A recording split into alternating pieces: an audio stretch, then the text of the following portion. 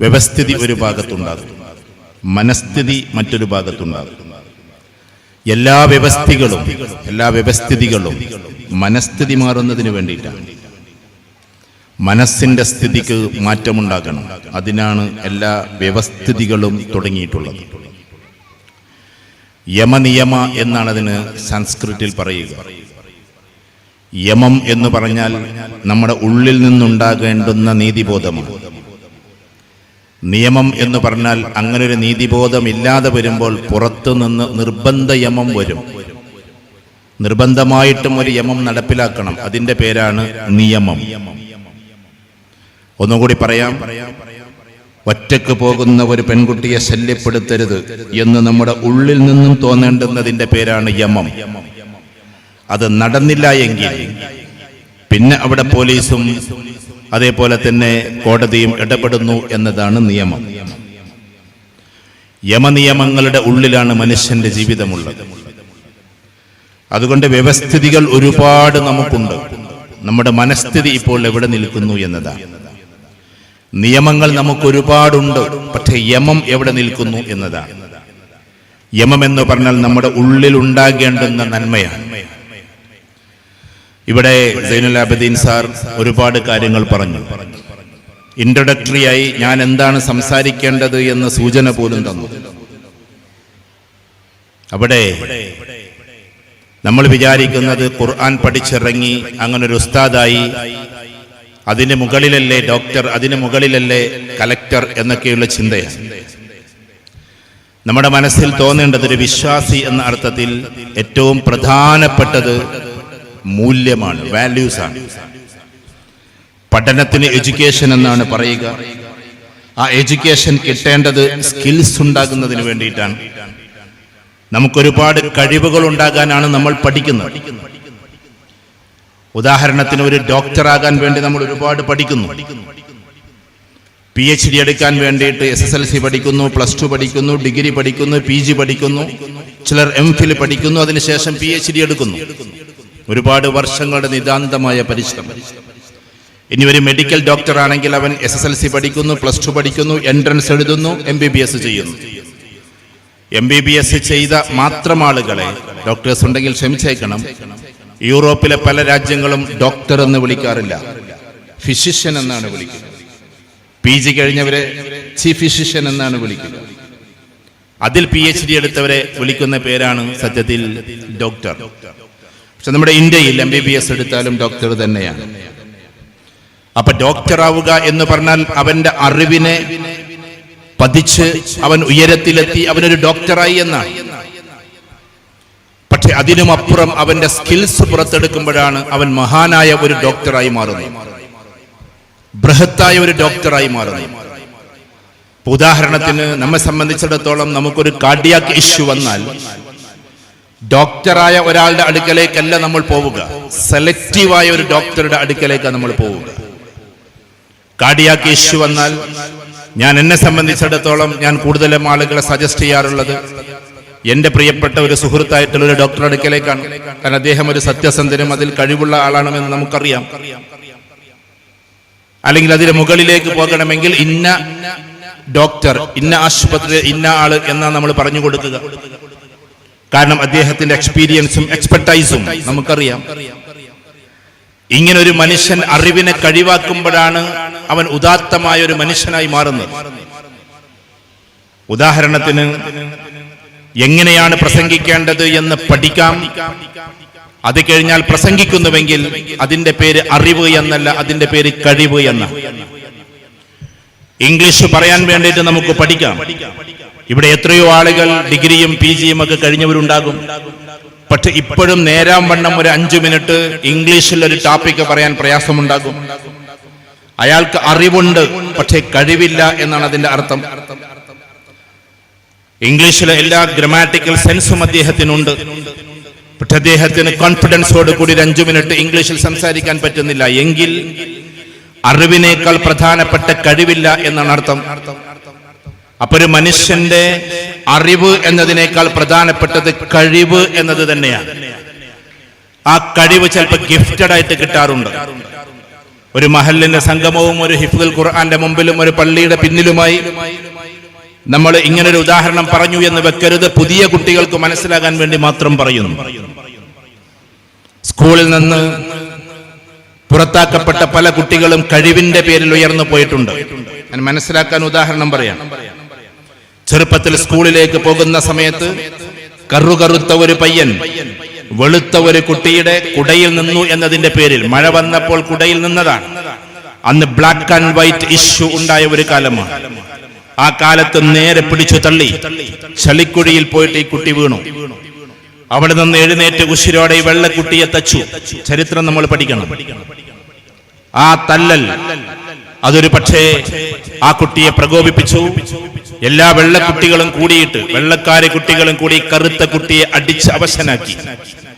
രക്തമൊലിച്ചുകൊണ്ട് വീട്ടിലേക്ക് മടങ്ങുമ്പോഴാണ് അവനന്ന് തീരുമാനിച്ചത്, ഇടിക്കൂട്ടിൽ എനിക്കൊരു വീരനായി മാറണമെന്ന്, ഏത് വെള്ളക്കാരനെയും അടിച്ചു തകർക്കുന്ന ഒരാളായി മാറണമെന്ന് ആ ദിവസത്തിലാണ് അവൻ തീരുമാനിച്ചത്.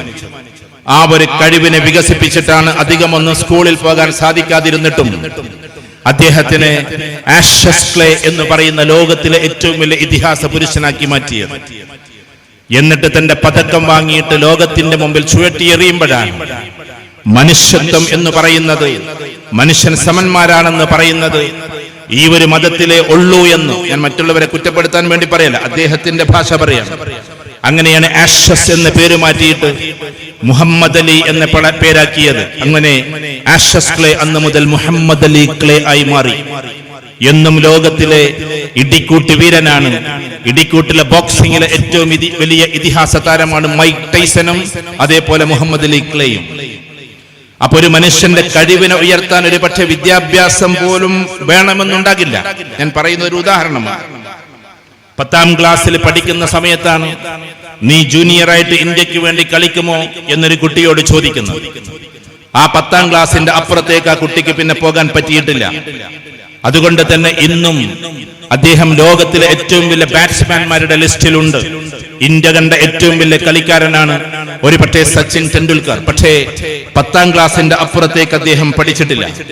കാരണം 10ാം ക്ലാസ്സിൽ പഠിക്കുമ്പോഴേക്കും ഇന്ത്യക്ക് വേണ്ടി ബാറ്റ് വീശിയിരുന്നു. അതാണ് അതിന്റെ പ്രത്യേകത. ഞാനിത് കഴിവിനെയും അറിവിനെയും രണ്ടാക്കി പറയാനാണ് ഈ ഉദാഹരണം പറയുന്നത്. കുട്ടികൾക്ക് മനസ്സിലാകാൻ വേണ്ടി ഞാൻ ഇടയ്ക്ക് പറയുന്ന ഒരു ഉദാഹരണമാണ്.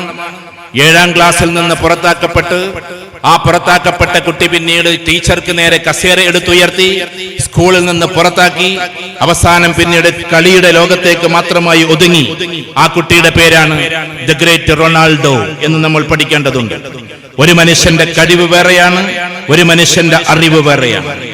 അറിവും കഴിവും തമ്മിൽ ഒരുമിച്ചാലാണ് അയാൾ ഇതിഹാസ പുരുഷനായി മാറുക. എന്നാൽ അപ്പൊ പഠിപ്പ് വേണ്ട, കഴിവ് മതി എന്നിവിടെ കുട്ടികൾ തീരുമാനിക്കരുത്. നേരത്തെ പറഞ്ഞ അതേ സച്ചിൻ ടെണ്ടുൽക്കറുടെ അടുക്കലേക്ക് എന്റെ ഒരു പ്രിയങ്കരനായ സുഹൃത്തും അദ്ദേഹത്തിന്റെ വിദ്യാർത്ഥികളും ഇന്റർവ്യൂ നടത്തിയപ്പോ ആ ഇന്റർവ്യൂവിൽ സച്ചിൻ ടെണ്ടുൽക്കർ പറഞ്ഞത്, വിദ്യാർത്ഥികളെ കാണുമ്പോൾ എനിക്ക് സങ്കടമാണ്, ഇത്രമാത്രം ഉയർന്നിട്ടും എനിക്ക് വിദ്യാഭ്യാസം ഇല്ലാതെ പോയല്ലോ എന്നതാണ് എന്റെ സങ്കടമെന്ന് അദ്ദേഹം പറയുന്നു. അപ്പൊ ഞാൻ പറഞ്ഞു വരുന്നത്, അറിവിനെയും അതേപോലെ കഴിവിനെയും ഒന്നിപ്പിക്കുന്നതിന്റെ പേരാണ് വിദ്യാഭ്യാസം. ഒരു മഹല്ലിന്റെ സംഗമത്തിൽ വന്നിട്ട് എന്തുകൊണ്ട് ഇങ്ങനെ പറയുന്നു എന്ന് ചോദിച്ചാൽ നമ്മളൊക്കെ മനസ്സിലാക്കേണ്ടത്, ഇപ്പതാ 4 കുട്ടികൾ ഇവിടുന്ന് ഹിഫ്ദ് കോളേജിൽ നിന്ന് ഹാഫിളീങ്ങളായി പുറത്തിറങ്ങി. ഞാനൊരിക്കല് എന്റെ വിശ്വാസം പറയാം, ഇനി നാളെ ഇത് യൂട്യൂബിലൊക്കെ വന്നിട്ട്, ഞാൻ എന്റെ ഒരു പ്രസംഗവും യൂട്യൂബിൽ ഇടാറില്ല. യൂട്യൂബിൽ നിന്ന് 1000 രൂപ പോലും ഇന്ന് വരെ ഞാൻ വാങ്ങിച്ചിട്ടുമില്ല. അതുകൊണ്ട് യൂട്യൂബിന്റെ പിന്നിൽ കൊണ്ടുവന്നിട്ട് ചിലപ്പോ ചില ആളുകൾ, അവിശ്വാസികളായ ആളുകൾ കമന്റ് ഇട്ടേക്കാം. എന്നാലും ഞാൻ എന്റെ വിശ്വാസം പറയുന്നു. പത്രത്തിന്റെ പരിപാടിയിൽ, കേരളത്തിൽ നടന്നൊരു വലിയ പ്രമുഖ പരിപാടിയിൽ ക്ലാസ് എടുക്കുമ്പോ ഒരു കുട്ടി എഴുന്നേറ്റ് നിന്നിട്ട് ചോദിച്ചു എന്നോട്, നിങ്ങൾ ഒരുപാട് കോഴ്സുകളെ കുറിച്ച് പറഞ്ഞല്ലോ, നിങ്ങളെ ആൺകുട്ടികളെ, നിങ്ങൾ പറഞ്ഞ നിങ്ങളുടെ മൂത്ത 2 ആൺകുട്ടികളെ എന്താക്കാനാണ് നിങ്ങൾ തീരുമാനിച്ചത് എന്ന്. അന്ന് ഞാൻ കൊടുത്ത മറുപടി, അവർക്ക് അതീവ ബുദ്ധിയുണ്ടെങ്കിൽ, അപാര ബുദ്ധിയുണ്ടെങ്കിൽ ഞാൻ അവരെ ഒരു ഇസ്ലാമിക് സ്കോളറാക്കി മാറ്റും, ഒരു പണ്ഡിതനാക്കി മാറ്റും. അതല്ല, അത്രമാത്രം ബുദ്ധിയില്ല എങ്കിൽ അവരെ ഭൗതികപരമായ രീതിയിലേക്ക് ഞാൻ പഠിക്കാൻ വിടും എന്നായിരുന്നു മറുപടി. ഞാൻ പറഞ്ഞത് ഇത് രണ്ടിനെയും ഒരു ക്ലിപ്പാക്കി വിടരുത്. എന്റെ വിശ്വാസം അതാണ്, ഞാൻ മനസ്സിലാക്കുന്നത് അതാണ്. ഈ ലോകത്തിലെ ഏറ്റവും വലിയ പഠനം വിശുദ്ധ ഖുർആന്റെ പഠനമാണ്. അതിന് ആഴമേറിയ പഠനത്തിലേക്ക് പോകുമ്പോ അതിന്റെ ഒരു ഉയർച്ച വേറെ തന്നെയാണ്. ഇമാം അബൂ ഹാമിദ് അൽ ഗസാലി റഹ്മത്തുള്ളാഹി അലൈഹി, ഇന്ന് നമുക്കറിയാം 1743 ജനിച്ച ആളെയാണ് ദ ഫാദർ ഓഫ് കെമിസ്ട്രി എന്ന് നമ്മൾ വിളിക്കുന്നത്. The father of chemistry. പക്ഷേ ഈ കെമിസ്ട്രി മനുഷ്യന്റെ സന്തോഷത്തിൽ എങ്ങനെ പങ്കാളിയാകുമെന്ന് അതിനും എത്രയോ വർഷങ്ങൾക്ക് മുമ്പേ, 1000 വർഷങ്ങൾക്ക് മുമ്പേ ഈ ലോകത്തോട് സംവദിച്ച കിതാബിന്റെ പേരാണ് കീമിയ സആദ എന്ന് പറയുന്ന ഗ്രന്ഥം. കീമിയ സആദ എന്ന് പറഞ്ഞാൽ ആൽക്കമിക് അല്ലെങ്കിൽ ആൽക്കമി ഓഫ് ഹാപ്പിനെസ് എന്നാണ്. അതിന് ഇംഗ്ലീഷ് പുസ്തകം നമുക്ക് കിട്ടും. ആൽക്കമി ഓഫ് ഹാപ്പിനെസ്, സന്തോഷത്തിന്റെ രസതന്ത്രം എന്നാണ് അതിന്റെ പേര്. സന്തോഷത്തിന്റെ രസതന്ത്രം എഴുതിയത്, അഥവാ മനുഷ്യന്റെ ഉള്ളിൽ സന്തോഷമുണ്ടാകാനുള്ള രസതന്ത്രങ്ങൾ എന്ത്, അതിനെന്തൊക്കെ കർമ്മങ്ങളാണ് മനുഷ്യൻ ചെയ്യേണ്ടത് എന്ന് അതിഭൗതികതയുടെ ആഴമേറിയ കിതാബിന്റെയും മുകളിൽ വെക്കാനുള്ള കിതാബായി എഴുതിയ മഹാന്റെ പേരാണ് ഇമാം ഗസാലി റഹ്മത്തുള്ളാഹി അലൈഹി. ഇന്നും മെഡിസിന് പഠിക്കുന്ന കുട്ടികൾ എന്നും റഫർ ചെയ്യുന്ന ഒരു ഗ്രന്ഥമാണ് ഖാനൂൻ എന്ന് പറയുന്ന സായിപ്പന്മാർ ഖാനൻ എന്ന് വിളിക്കുന്നത്. ബ്രിട്ടീഷ് മ്യൂസിയത്തിൽ പോയവരാരെങ്കിലും ഈ കൂട്ടത്തിലുണ്ടെങ്കിൽ അവർക്കറിയാം, മെഡിക്കലിന്റെ വിങ്ങിലേക്ക് നമ്മൾ പോകുമ്പോൾ ആദ്യം കാണിക്കുന്ന ഗ്രന്ഥം അൽ ഖാനൂൻ ഫി തിബ്ബ് എന്ന് പറയുന്ന, അങ്ങനെ പേര് പറയാൻ അവർക്കറിയാത്തത് കൊണ്ട് ഖാനൻ എന്ന് വിളിക്കുന്ന അബൂ അലി ഇബ്നു സീനയുടെ ഗ്രന്ഥമാണ്. അബൂ അലി ഇബ്നു സീന എന്താണ് മെഡിസിൻ എന്ന്, ദ ലോ ഓഫ് മെഡിസിൻ, മെഡിസിന്റെ നിയമം എന്ന പുസ്തകം എഴുതി. ആ പ്രിഫൈസ് എന്ന് പറഞ്ഞാൽ മെഡിസിൻ ലോകത്തിലേക്കുള്ള ഒരു കവാടം എന്ന് പറയുന്ന പുസ്തകം എത്ര നൂറ്റാണ്ടുകൾക്ക് മുമ്പാണ് എഴുതിയത്. ഭൗതികപരമായ വിദ്യാഭ്യാസത്തിനെ രണ്ടായി തിരിക്കരുത് എന്ന് ഇമാം ഷാഫി റഹ്മത്തുള്ളാഹി അലൈഹി പറഞ്ഞു വെച്ചിട്ടുണ്ട്. പണ്ഡിതന്മാർ അത് പഠിച്ചിട്ടുണ്ടാകും. ഞാൻ പറയുന്നത് ഭൗതിക വിദ്യാഭ്യാസമെന്നും ആത്മീയ വിദ്യാഭ്യാസമെന്നും രണ്ടായി തിരിക്കരുത് എന്ന് നമ്മളോട് പറഞ്ഞത് ഇമാം ഷാഫി റഹ്മത്തുള്ളാഹി അലൈഹിയാണ്. കാരണം ഭൗതികപരമായി പഠിക്കുന്ന ഓരോന്നും അവന്റെ അള്ളാഹുവിനെ മനസ്സിലാക്കാൻ വേണ്ടി അവൻ ഉപയോഗിക്കണമെന്നേ ഉള്ളൂ. ഉദാഹരണത്തിന് ഒരു ഡോക്ടറാണ് എന്ന് വെക്കുക. ആ ഒരു ഡോക്ടറായ മനുഷ്യൻ അവൻ MBBS കഴിഞ്ഞ്, അവൻ PGയും കഴിഞ്ഞ്, വേണമെങ്കിൽ സൂപ്പർ PGയും കഴിഞ്ഞ് അവൻ ചീഫ് സർജനായി മാറുമ്പോ, വേണമെങ്കിൽ ഓപ്പറേഷൻ തിയേറ്ററിലേക്ക് കയറുന്ന സമയത്ത് അവിടെ നിൽക്കുന്ന പാവം മനുഷ്യൻ പറയാണ്, സാറേ ഇന്ന് നിങ്ങൾ ഓപ്പറേഷൻ ചെയ്യുന്നത് എന്റെ ഒരേ ഒരു മകനെയാണ് എന്ന് വിതുമ്പി കരഞ്ഞുകൊണ്ട് ഈ ഡോക്ടറുടെ കൈപിടിച്ച് പറയുമ്പോ, വെറും ഭൗതികനായ ഡോക്ടർക്ക് വേണമെങ്കിൽ തോളത്ത് തട്ടിയിട്ട് ഞാനൊരു ചീഫ് സർജനാണ്, ഞാൻ ഉഷാറായിട്ടത് ചെയ്യുമെന്ന് സ്വന്തം മേന്മ പറഞ്ഞിട്ട് അകത്തേക്ക് കയറാം.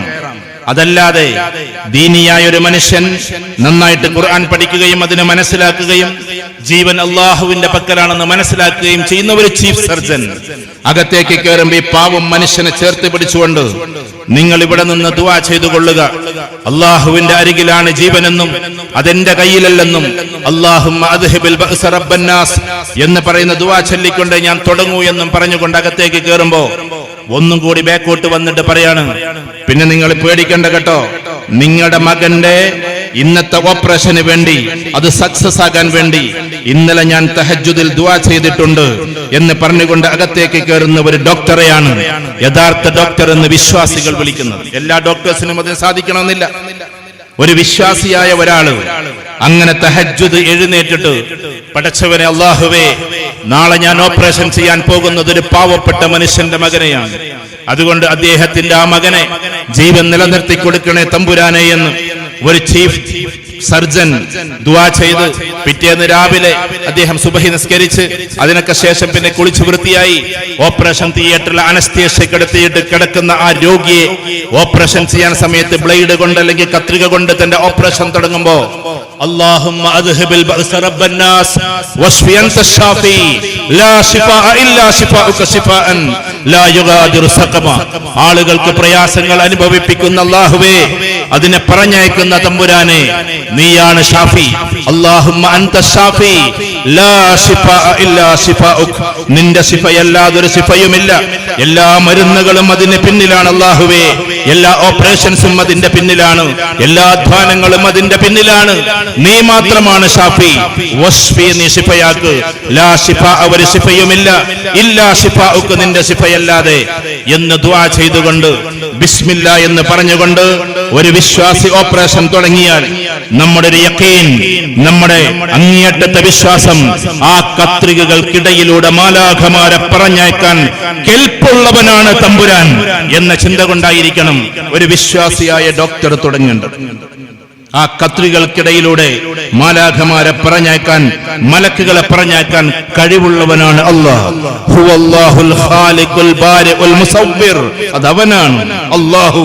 നൂറുസ് സമാവാതി വൽ അർദ് മസല നൂരിഹി കമിഷ്കാത്തിൻ ഫീഹാ മിസ്ബാഹ് അൽ മിസ്ബാഹു ഫീ സുജാജ അസ്സുജാജതു കഅന്നഹാ കൗകബുൻ ദുർരിയ്യുൻ യൂഖദു മിൻ ഷജറത്തിൻ മുബാറക ഷജറത്തിൻ മുബാറകത്തിൻ സൈതൂനത്തിൻ ലാ ശർഖിയ്യത്തിൻ വലാ ഗർബിയ്യ യകാദു സൈതുഹാ യുളീ വലൗ ലം തംസസ്ഹു നാർ നൂറുൻ അലാ നൂർ യഹ്ദില്ലാഹു ലിനൂരിഹി മൻ യശാ.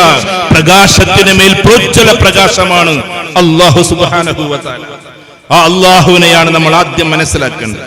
ഇന്ന് ലോകത്തിലെ എല്ലാ സബ്ജക്റ്റുകൾ പറയാനും ആളുകളുണ്ട്, എന്തിനെ കുറിച്ച് പറയാനും ആളുകളുണ്ട്.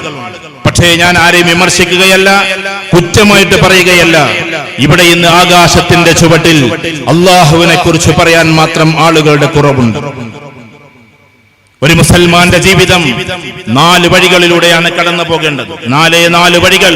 അവന് 4 വഴിയേ ഉള്ളൂ. ഒരു വഴിയേ ഉള്ളൂ. ആ വഴിയെ 4 ധാരയായി തിരിച്ചിട്ടുണ്ട്. അതിൽ 1-ാം സ്ഥാനത്ത് നിൽക്കുന്നത് ദഅവത്താണ്, 2-ാം സ്ഥാനത്ത് നിൽക്കുന്നത് ഇബാദത്താണ്, 3-ാം സ്ഥാനത്ത് നിൽക്കുന്നത് തഅലീമാണ്, പഠനമാണ്, 4-ാം സ്ഥാനത്ത് നിൽക്കുന്നത് ഖിദ്മത്താണ്. ഈ 4 മേഖലകളെ ഒരു വിശ്വാസിക്കുള്ളൂ. നിങ്ങൾ ജീവിതത്തിന്റെ ഏത് മേഖലയും എടുത്തു നോക്കിക്കോ. ഒരു മഹല്ലിന്റെ സംഗമത്തിലാണ് ഞാൻ പറയുന്നത്.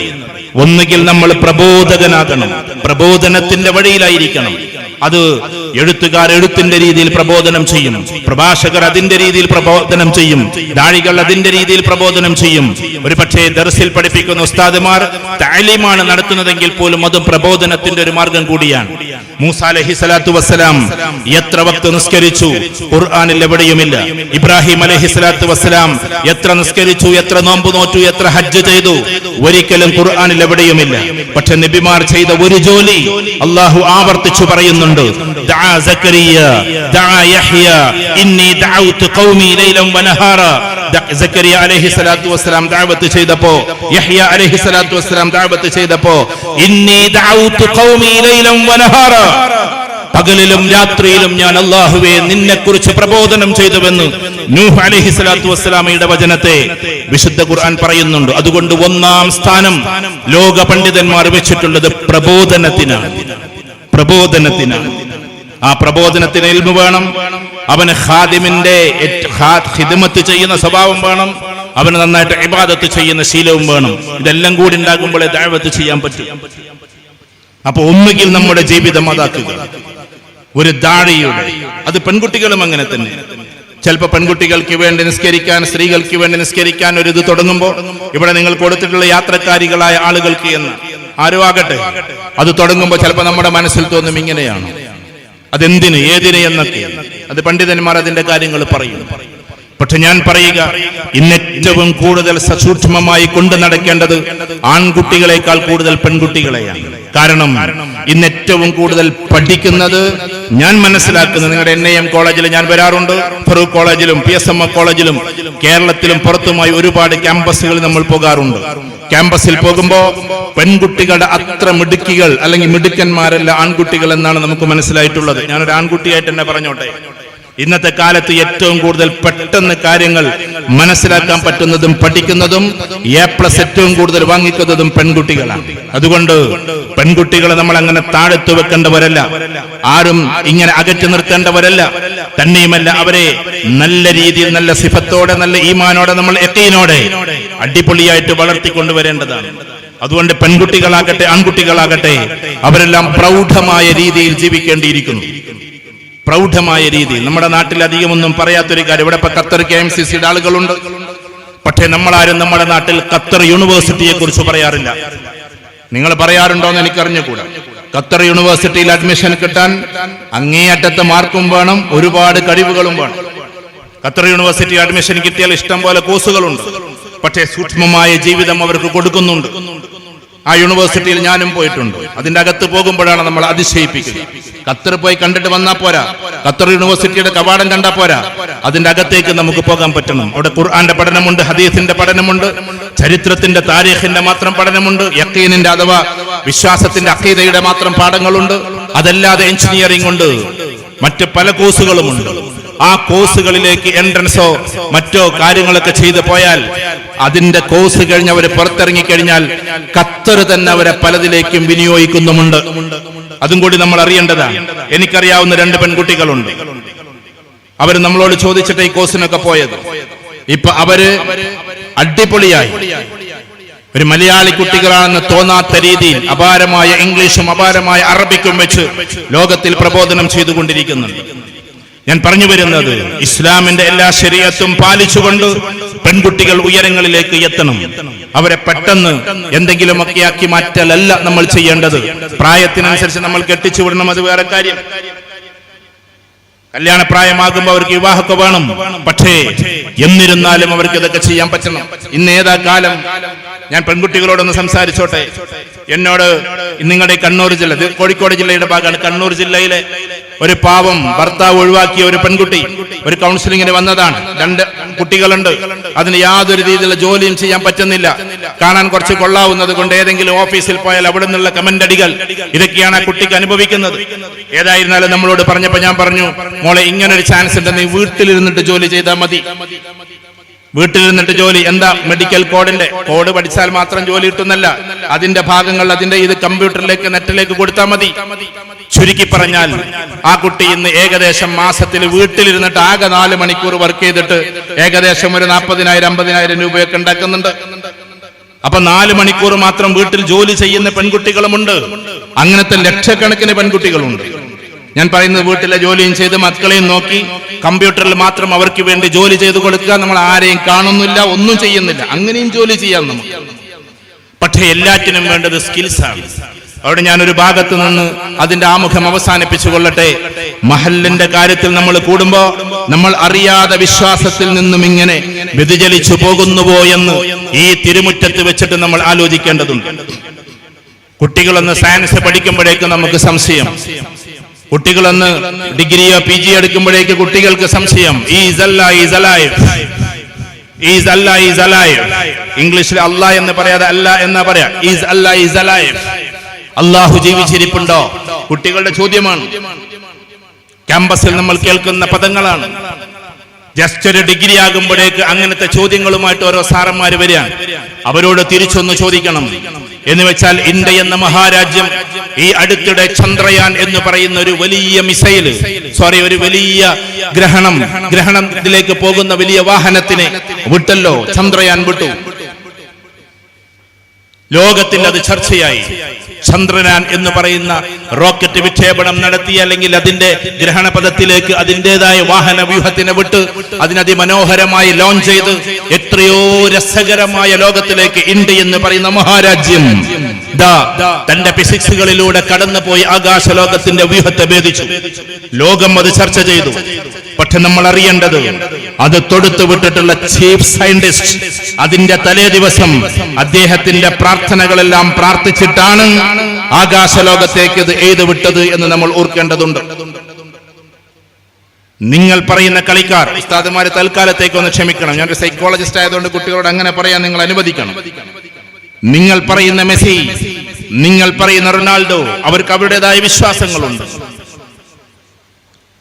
ചെറുപ്പകാലഘട്ടത്തിൽ ഷോർട്ട് ലെഗർ എന്ന് പേര് വിളിക്കപ്പെട്ടിരുന്ന കുട്ടിയെ കുഞ്ഞിക്കാലൻ എന്ന പേര് വിളിച്ച സ്കൂളിലേക്ക് പോകാൻ പറ്റാതെ വല്ലാണ്ട് പ്രയാസപ്പെട്ടപ്പോ കുട്ടികൾക്ക് മനസ്സിലാക്കാൻ വേണ്ടിയിട്ടാണ് ഞാൻ ഈ പറയുന്നത്. കുഞ്ഞിക്കാലൻ എന്ന പേര് വിളിച്ചതിന്റെ പേരിൽ സ്കൂളിലേക്ക് പോകാൻ പറ്റാതെ വിഷമിച്ച, അഥവാ തന്റെ ഏകദേശം 12ാമത്തെ വയസ്സിൽ തുടങ്ങിയ അസുഖം, ആ അസുഖത്തിന് ശേഷം പിന്നെ കുട്ടി വല്ലാണ്ട് വലുതായിട്ടില്ല. ആ അസുഖം പിന്നീട് വർഷങ്ങൾക്ക് ശേഷം മാറിയെങ്കിലും കുഞ്ഞിക്കാലൻ എന്ന പേര് മാറിയില്ല. അങ്ങനെ അമ്മൂമ്മയുടെ അരികിൽ വരും, അമ്മൂമ്മ ഒന്ന് തലോടും, കുഞ്ഞിക്കാലൻ എന്ന് കുട്ടികൾ വിളിക്കുന്നു അമ്മേ എന്ന സങ്കടം പറയുമ്പോ അമ്മൂമ്മ തലോടിക്കൊണ്ട് പറയും, മോനെ നീ സമാധാനിക്ക്, അതുകൊണ്ട് ചെറിയ കുട്ടിയായിരുന്നാലും ശരി നീ ഉഷാറായി വളരുമെന്ന് ഈ അമ്മൂമ്മ തലോടിയിട്ട് പറയും. അവസാനം ആ കുഞ്ഞിക്കാലൻ വളർന്നു ദേ ഖത്തറിലെ വേൾഡ് കപ്പിൽ തന്റെ ലോകകപ്പിന് ഏറ്റുവാങ്ങി നെഞ്ചത്തേക്ക് ചേർത്ത് കുഞ്ഞിക്കാലനായ ലയണൽ മെസ്സി ആ സമയത്ത് ആകാശത്തേക്ക് ചൂണ്ടിയിട്ട് രണ്ട് വിരൽ കൊണ്ട് ഇങ്ങനെ തന്റെ കണ്ണുകൾ നിറച്ചുകൊണ്ട് ആകാശത്തേക്ക് കൈ ചൂണ്ടിയപ്പോ ആളുകൾ ചോദിച്ച ചോദ്യമുണ്ട്, പത്രക്കാർ ചോദിച്ച ചോദ്യമുണ്ട്, ഈ ആക്ഷന്റെ അർത്ഥം എന്തായിരുന്നു എന്ന്. എന്നെ തലോടിയ അമ്മ കുഞ്ഞിക്കാലൻ എന്ന് ലോകം എന്നെ കളിയാക്കിയപ്പോ, ഈ വേൾഡ് കപ്പ് ഏറ്റുവാങ്ങിയപ്പോ എന്റെ അമ്മൂമ്മയുടെ ആത്മാവ് ആകാശത്തിരുന്നത് കാണുന്നുണ്ടാകുമെന്ന് പറഞ്ഞ ആളിന്റെ പേര് കൂടിയാണ് മെസ്സി. ഞാൻ മെസ്സിയെ പൊക്കി പറയാൻ വേണ്ടി പറഞ്ഞതല്ല. ഈ ലോകത്തിലെ ഏറ്റവും ഉന്നതരായ ആളുകൾക്കും അവരുടേതായ വിശ്വാസങ്ങളുണ്ട്. അതിന്റെ ഇടയിൽ അങ്ങോട്ടൊന്നും എത്താത്ത, ഒന്നിനും പറ്റാത്ത ആരൊക്കെയോ നിന്നിട്ട് പറയാണ് Allah is alive. ഓരോ മനുഷ്യർക്കും ഓരോ വിശ്വാസങ്ങളുണ്ട്. ലോകത്തിലെ സയന്റിസ്റ്റുകൾ, ലോകത്തിലെ പ്രസിഡന്റുമാർ, ലോകത്തിലെ ഉയർന്ന ആളുകൾ, അവർക്കെല്ലാം അവരുടേതായ വിശ്വാസങ്ങളുണ്ട്. പിന്നെ എന്തുകൊണ്ടാണ് അവിടെയൊന്നും എത്താത്ത വെറും ഡിഗ്രിക്കാരായ നമ്മൾ ഈ ചോദ്യം ചോദിച്ചുകൊണ്ടിരിക്കുന്നത്? അതുകൊണ്ട് അള്ളാഹുവിലേക്ക് അചഞ്ചലമായ വിശ്വാസത്തോടെ, അവർക്ക് അവരുടേതായ വിശ്വാസമുണ്ട്. ഓരോ കളിക്കാർക്കും അവരുടേതായ വിശ്വാസം. ലോകകപ്പിലേക്ക് ഇറങ്ങുമ്പോൾ ഏതെങ്കിലും കളിക്കാരൻ പ്രാർത്ഥിക്കാതെ ഇറങ്ങിയോ? നിങ്ങളൊന്ന് പറ. ഞാൻ കുട്ടികളോടാ സംസാരിക്കുന്നത്, കാരണം ഉസ്താദുമാരിപ്പോ തൽക്കാലം ഒന്നും ഉണ്ടാതിരിക്കുക, ഞാൻ അവർക്ക് മനസ്സിലാക്കാൻ വേണ്ടിട്ട് പറയും. 32 രാജ്യത്തിലെ കളിക്കാർ ഇറങ്ങുമ്പോഴും അവരുടേതായ പ്രാർത്ഥനകൾ പ്രാർത്ഥിച്ചുകൊണ്ടാണ് കളിക്കളത്തിലേക്ക് ഇറങ്ങിയത്. ആബിദ് സാർ, നമ്മൾ വന്നിരുന്നു അവിടെ, ആബിദ് കാക്ക അതിന്റെ മുന്നിൽ തന്നെ ഉണ്ടായിരുന്നു. ഓരോരുത്തർക്കും ഓരോ വിശ്വാസങ്ങളുണ്ട്. ആ വിശ്വാസത്തിലൂടെ ലോകം പോകുന്നത്. മയക്കുമരുന്നിനെ കുറിച്ച് പഠനമുണ്ട്. മയക്കുമരുന്നിനെ കുറിച്ച് പഠനം നടത്തിയപ്പോ ഏറ്റവും കൂടുതലായിട്ട് സൈക്കോളജിസ്റ്റുകളുടെ കൗൺസിലിംഗ് കൊണ്ടോ സോഷ്യോളജിസ്റ്റുകളുടെ സോഷ്യൽ വർക്ക് കൊണ്ടോ അല്ലെങ്കിൽ വേറെ രീതിയിലുള്ളത് കൊണ്ടല്ല ആളുകൾ പിന്മാറുന്നത് എന്നാണ് പഠനം. പകരം അതിലേക്ക് സമീപിക്കാതെ മയക്കുമരുന്നിലേക്ക് പോകാതെ നിൽക്കുന്നത് സ്പിരിച്വൽ നോളജ് ഉള്ള ആളുകളാണ്, സ്പിരിച്വാലിറ്റി ഉള്ള ആളുകളാണ് എന്നാണ് UK നടന്ന പഠനം. എന്ന് വെച്ചാൽ നമ്മളൊക്കെ എന്തുകൊണ്ടാ മദ്യപിക്കാത്തത്, നമ്മളൊക്കെ എന്തുകൊണ്ടാ പുകവലിക്കാത്തത്, അല്ലെങ്കിൽ നമ്മളൊക്കെ എന്തുകൊണ്ടാണ് ഈ മോശപ്പെട്ട ലഹരിയിലേക്ക് പോകാത്തത്? Only because of deen. അത് ഉപയോഗിക്കാൻ പലർക്കും താല്പര്യമുണ്ടാകും, പക്ഷേ ഉപയോഗിക്കാതിരിക്കുന്നത് അള്ളാഹു പറഞ്ഞിട്ടുണ്ട് അതിലേക്ക് അടുക്കരുത് എന്നതുകൊണ്ടാണ്. റസൂലുള്ളാഹി സ്വല്ലല്ലാഹു അലൈഹി വസല്ലം പറഞ്ഞിട്ടുണ്ട് നീ അതിലേക്ക് അടുക്കുക പോലും ചെയ്യരുതെന്ന്. അതുകൊണ്ട് മാത്രമാണ് നമ്മളാരും അത് ഉപയോഗിക്കാതിരിക്കുന്നത്. അതുകൊണ്ട് മാത്രം അല്ലേ? നിങ്ങളൊന്ന് ആലോചിക്കട്ടെ, കുഞ്ഞുനാള് മുതലേ മദ്രസയിൽ നിന്ന് നമ്മൾ കേട്ട് അതുകൊണ്ട് നമ്മൾ ബീറിന്റെ കുപ്പി പോലും നമ്മൾ കണ്ടിട്ടില്ല, ഒരു ബീറ് പോലും നമ്മൾ ആരും കുടിച്ചിട്ടില്ല. എല്ലാവരും എന്ന് പറഞ്ഞത് അങ്ങനെ ജനറലൈസ് ചെയ്യല്ല, ഏതായാലും എനിക്ക് മൈക്കിന്റെ മുമ്പിൽ എന്നത് പറയാൻ പറ്റും. ഒരു ബീറ് പോലും നമ്മൾ ജീവിതത്തിൽ കുടിച്ചിട്ടില്ല. എന്തുകൊണ്ട്? Only because of deen. ദീൻ അത് പറഞ്ഞിരിക്കുന്നു എന്നതുകൊണ്ട്, അള്ളാഹു അത് പറഞ്ഞിരിക്കുന്നു എന്നതുകൊണ്ട്. അതുകൊണ്ട് മയക്കുമരുന്നിലേക്ക് ആളുകൾ അടുക്കാതിരിക്കുന്നത് സൈക്കോളജിസ്റ്റുകളുടെ കൗൺസിലിംഗ് കൊണ്ടോ അതിനൊക്കെ ഭാഗതയമുണ്ട്, അതിനൊക്കെ അതിൻ്റെതായ നിർണയമുണ്ട്. സൈക്കോളജിസ്റ്റുകൾ ഒരുപാട് കാര്യങ്ങൾ ചെയ്യുന്നുണ്ട്, പക്ഷേ മനുഷ്യർ അതിലേക്ക് അടുക്കുക പോലും ചെയ്യാത്തത് വിശ്വാസികളായതുകൊണ്ടാണ്. അതുകൊണ്ട് മഹല്ലിന്റെ സംഗമം നടക്കുമ്പോൾ ആദ്യത്തെ നമ്മുടെ ഉദ്യമം നമ്മൾ നല്ല വിശ്വാസികളാവുക എന്ന്. നിങ്ങൾ ഡോക്ടേഴ്സ് ആയാലും എഞ്ചിനീയേഴ്സ് ആയാലും ഇവൻ കളക്ടേഴ്സ് ആയാലും ആരായിരുന്നാലും ആ വിശ്വാസത്തിന്റെ അദമ്യമായ ഒരു ലോകത്ത് നമ്മൾ ഉണ്ടാവുക എന്ന്, ആ ഉത്തുംഗതയിൽ നമ്മൾ ഉണ്ടാവുക എന്നതാണ് നമുക്ക് ഏറ്റവും കൂടുതൽ സന്തോഷപ്പെടുത്താനുള്ളത് അള്ളാഹുവിനെയാണ്. നിങ്ങൾ ശ്രദ്ധിച്ചോ എന്നറിഞ്ഞുകൂടെ ഞാൻ ഒരാളെ വാഴ്ത്തി പറയല്ല.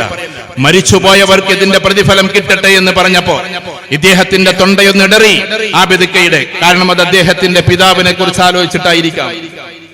ഇതേപോലെ നമ്മുടെയൊക്കെ ഗദ്ഗത ഗണ്ഡമാകുന്നത് നമ്മുടെ ഉമ്മയെ കുറിച്ച് ഉപ്പയെ കുറിച്ച് പറയുമ്പോഴാണ്. കാരണം നമ്മുടെയൊക്കെ ഉമ്മമാർ, നമ്മുടെയൊക്കെ വല്യമ്മമാർ അവരെങ്ങനെയായിരുന്നു എന്നറിയ പള്ളിയും ഈ ദർശൊക്കെ കൊണ്ടുനടന്നിരുന്നത്. ഓർമ്മിച്ചു നോക്ക് നിങ്ങൾ, ഗൾഫൊക്കെ ഓപ്പൺ ആയപ്പോഴല്ലേ നമ്മൾ ഇത്ര വലിയ ആൾക്കാരൊക്കെ ആയത്. അതിനു മുമ്പ് പട്ടിണിയുടെ വെറുതിയുടെ ഒരു കാലഘട്ടം നമ്മുടെ നാട്ടിലൊക്കെ മുമ്പേ കഴിഞ്ഞു പോയിട്ടുണ്ട്. ആ സമയത്ത് ഒരു നാഴി അരി കൊണ്ട് ആ അരി ഇങ്ങനെ വെള്ളത്തിലേക്ക് കഴുകാൻ വേണ്ടി ഇടുമ്പോ ഒരു നാഴി അരിയാണ് ആകുള്ളത്. വീട്ടിലാകട്ടെ 5-10 ആൾക്കാരും കഞ്ഞി കുടിക്കാൻ വേണ്ടിട്ട് അത് കഴുകിയിട്ട് മക്കൾക്ക് കൊടുക്കണമെന്ന് വിചാരിച്ചിട്ട് ഇങ്ങനെ ഇടുമ്പോ വലത്തെ കൈ കാട്ടിയിട്ട് ഇങ്ങനൊരു പിടുത്തമുണ്ട്. ആ നാഴിയുടെ അരിയിൽ നിന്നും ഏകദേശം ഒരു 25% അത് വാരിയിട്ട് ഒരു കുടുക്കയിലേക്കിടും. അതുകൊണ്ടാണ് ഈ പറയുന്ന നമ്മുടെ വൈക്കം മുഹമ്മദ് ബഷീർ സാഹിബ് അതിനെക്കുറിച്ചൊരു എഴുത്ത് തന്നെ എഴുതിയത്, ഒരു പിടി അരി എന്ന് പറഞ്ഞിട്ട്. ആ ഒരു പിടി അരി ആർക്ക് വേണ്ടിയിട്ടാണെന്നറിയോ?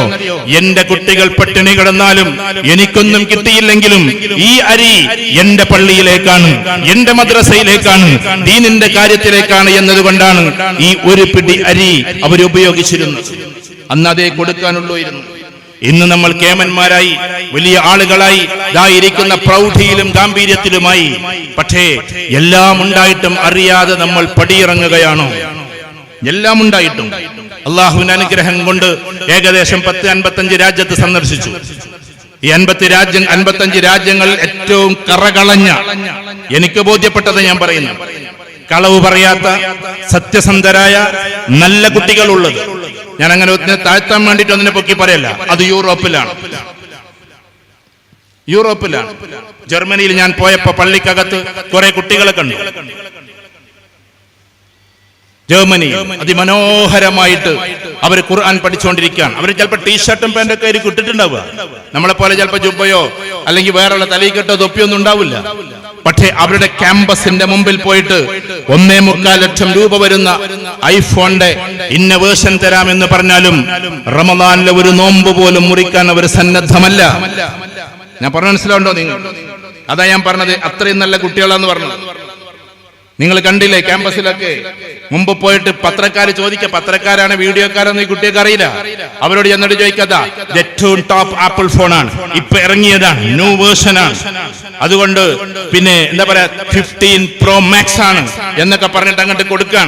എന്നിട്ട് മോനതെടുത്തോ, നീ ഇന്ന് നോൽക്കുന്ന റമദാനാണല്ലോ, ഇപ്പോ ഈ നോമ്പൊന്ന് മുറിച്ചാൽ മാത്രം മതി എന്ന് പറഞ്ഞ് വെള്ളക്കുപ്പി കൊടുക്കാൻ.